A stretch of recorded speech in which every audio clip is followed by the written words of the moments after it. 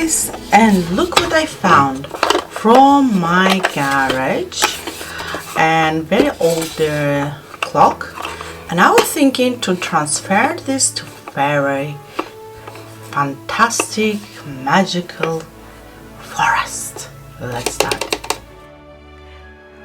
Well, let's start it. So I just took the clock and I took everything inside the clock because I always think, I don't know why, but I always think some magical creature live inside a clock.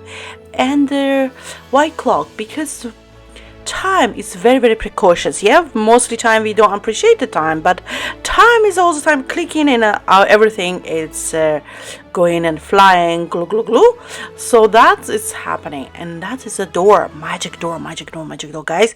So that is door inside your heart, you know. That's I want to try to say as an artist, but it's like just watch my video, okay? It's if you have a question, just to ask, okay? Don't forget to like it, and don't forget to just say at least good, nice, whatever you're feeling. But if you don't want to say something, that's okay as well. Just like it. Just continue to watch video how I created this magical forest of dream. Yes, of dream, where the fairy lives and your dream lives. That's the thing. Yeah, remember.